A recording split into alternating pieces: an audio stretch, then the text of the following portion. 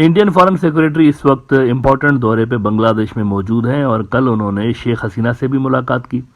शेख हसीना से मुलाकात के दौरान उन्होंने अपनी जो सपोर्ट है, इंडिया की सपोर्ट, उसका खुल के इजहार किया कि इंडिया शेख हसीना की लीडरशिप पे एतबार करता है और उनको सपोर्ट करता है। अच्छा, इसके साथ जो इम्पोर्टेंट डेवलपमेंट हुई है पिछले 24 घंटों में वो ये हुई है कि इंडिया और बांग्लादेश ने एक दूसरे की सपोर्ट का ऐलान किया है यूनाइटेड नेशंस की सिक्योरिटी काउंसिल के नॉन परमानेंट मेंबर की जो सीट होती है ना, उसके लिए।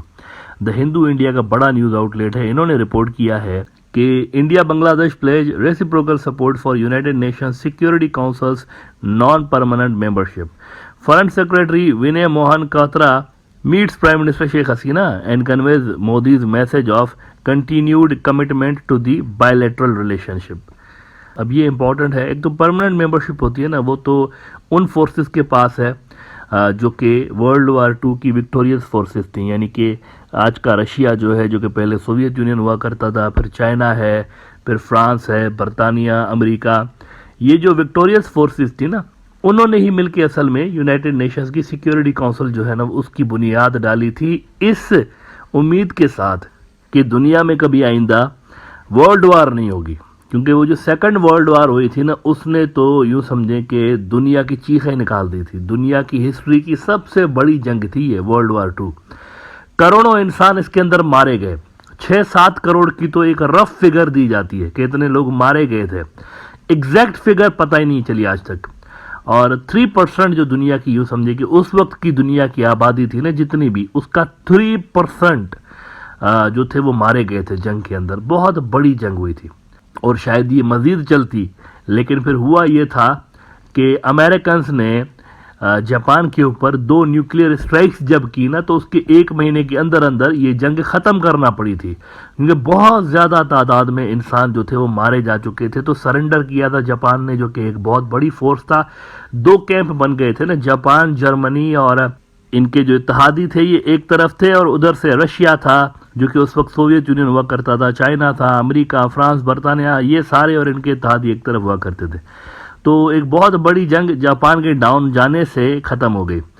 तो फिर इन्होंने कहा कि ये इस तरह की जो जंग है ना, दोबारा नहीं होनी चाहिए दुनिया के अंदर। तो इन्होंने सिक्योरिटी काउंसिल बनाई थी फिर इसको रोकने के लिए, और उसके अंदर फिर ये परमानेंट एक उन्होंने स्ट्रक्चर बनाया कि ये परमानेंट मेंबर होंगे जो कि मुसलसल रहेंगे, मुस्तकिल तौर पर रहेंगे, और उसके साथ नॉन परमानेंट मेंबर भी होंगे जो कि रोटेट होते रहेंगे। दुनिया के मुख्तलिफ मुल्क जो हैं उनको हम यूनाइटेड नेशंस की सिक्योरिटी काउंसिल में डालेंगे और वो फिर रहेंगे वहाँ पे।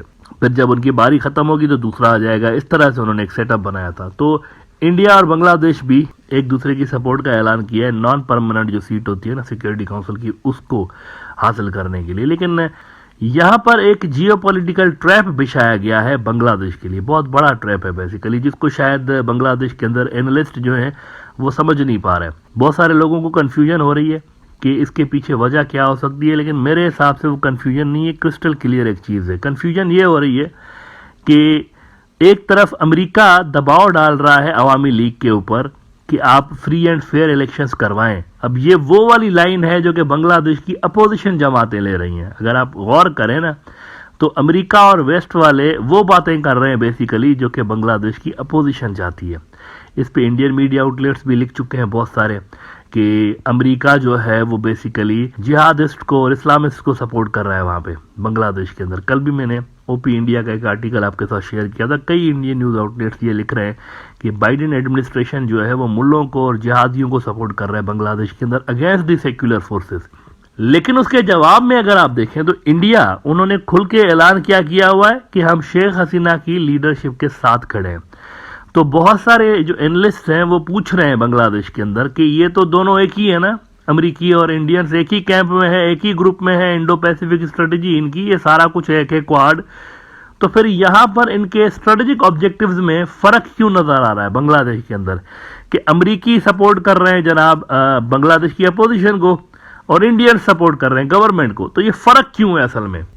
इंडिया का बड़ा न्यूज़ आउटलेट है डेक्कन हेराल्ड, आज उन्होंने खबर लगाई है कि US airs concern over erosion of democracy in Bangladesh, India extends support to Hasina. यानी अमेरिका एक तरफ है और इंडिया दूसरी तरफ है। तो ये एक अपेरेंटली आपको रिफ्ट नजर आती है, क्लैश नजर आता है जियोपॉलिटिकल ऑब्जेक्टिव्स में दोनों ग्रुप्स के, दोनों मुल्कों के, अमेरिका और इंडिया के। लेकिन ये कोई कन्फ्लिक्ट नहीं है, किसी खुशफहमी में किसी को रहने की ज़रूरत नहीं है, ये कोई कन्फ्लिक्ट नहीं है, वेल थॉट आउट प्लान है और ये वेल डिज़ाइंड प्लान है बेसिकली। और उन्होंने जानबूझ के अमेरिकन ने और इंडियंस ने ये रखा हुआ है। अमेरिकन और इंडियन इस वक्त एक दूसरे के लिए यूं है इंडो पैसिफिक स्ट्रेटजी में जैसे चाइना और रशिया है। चाइना और रशिया देखें टीम बना के खेल रहे होते हैं। जहां पर रशिया की इतनी ज़्यादा रीच नहीं होती वहां चाइना आपको आगे आते हुए नजर आता है रशिया की सपोर्ट में, जबकि जहां पर चाइना की इतनी ज़्यादा रीच नहीं होती तो वहां पर आपको रशिया आगे आता हुआ नजर आता है चाइना के इंटरेस्ट को प्रोटेक्ट करने के लिए। तो ये दोनों मुल्क असल में मिल के खेल रहे होते हैं। इंडिया और अमेरिका के भी जो लॉन्ग टर्म ऑब्जेक्टिव्स हैं एशिया के अंदर खास तौर पर वो एक ही हैं, एंटी चाइना ऑब्जेक्टिव्स हैं दोनों के। तो ये दोनों जो स्ट्रेटजी बनाते हैं ना, ये दोनों भी असल में स्ट्रेटेजिक पार्टनर हैं और स्ट्रॉन्ग स्ट्रेटेजिक पार्टनर हैं एशिया के हवाले से कम से कम। यहाँ पर जो दोनों की पॉलिसीज होती है उनके अंदर कन्वर्जेंस होती हैं।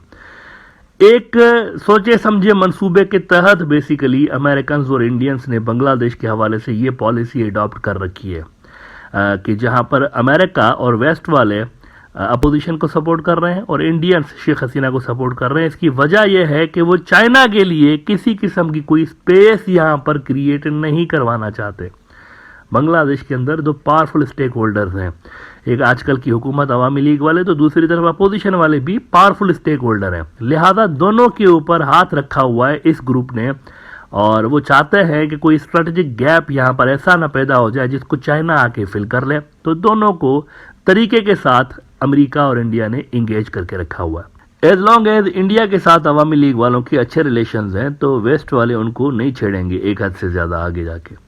आप देखें कि पिछले कुछ ही अरसे के अंदर 50 से ज़्यादा रशियन शिप्स को बांग्लादेश ने अपने जो समुद्री हदूद है ना, सिविलियन शिप थे, उसके अंदर आने नहीं दिया। उन्होंने कहा कि ये सैंक्शंस वाले शिप्स हैं तो इनको हम नहीं अपने पानियों के अंदर आने देंगे। आप ज़रा अनादुलु एजेंसी की हाल ही में छपी हुई ये रिपोर्ट मुलाहिदा करें जिसमें वो कह रहे हैं कि Bangladesh scales up efforts to bar any of 69 Russian ships sanctioned by US. Decision made under Washington's pressure and will have adverse impact on ties between Dhaka and Moscow, which is developing Bangladesh's first nuclear power plant, says analyst। तो मुझे ये बताएं कि अगर शेख हसीना के ऊपर इतना ज़्यादा दबाव है, अवामी लीग के ऊपर इतना ज़्यादा दबाव है, तो फिर भी अवामी लीग वाले अमेरिका की इतनी ज़्यादा केयर क्यों कर रहे हैं कि वो रशिया के साथ अपने टाइज को डाउनग्रेड करने पे तैयार हुए पड़े हैं, लेकिन अमेरिका को वो नाराज़ नहीं करना चाहते। ये कोई ऐसा इशू नहीं था कि जिस पे कोई बहुत ज़्यादा वाशिंगटन और इनके रिलेशन ख़राब हो जाते। अगर शिप्स कोई गुजर भी जाते तो खैर था, ऐसा कोई बड़ा मसला नहीं था। तो वो क्यों कर रहे हैं? जब अमेरिका इनके अपोनेंट्स को अपेरेंटली सपोर्ट कर रहा है ना, तो फिर तो नेचुरली अवामी लीग की जो पॉलिसीज हैं इस तरह की नहीं होती। लेकिन बांग्लादेश वाशिंगटन टाइज जो है ना, उसके अंदर इंडिया भी एक फैक्टर है। लिहाजा इंडो पैसिफिक रीजन के अंदर जो भी पॉलिसीज इंडिया और अमेरिका बना रहे हैं ये मिलके बना रहे होते हैं। दूसरी तरफ चाइना की जो पॉलिसी नजर आती है वो सिर्फ और सिर्फ अपने इंटरेस्ट को नजर में रख के बना रहे होते हैं। यानी वहाँ पर अवामी लीग आए या फिर वहाँ पर कोई और पार्टी आ जाए हुकूमत में, इससे चाइनीज़ को इतना फ़र्क नहीं पड़ता। उनको सिर्फ फ़र्क पड़ता है कि उनके प्रोजेक्ट्स चलते रहे और उनके जो स्ट्रेटजिक इंटरेस्ट हैं रीजन के अंदर उसको बांग्लादेश कंप्रोमाइज़ ना होने दे।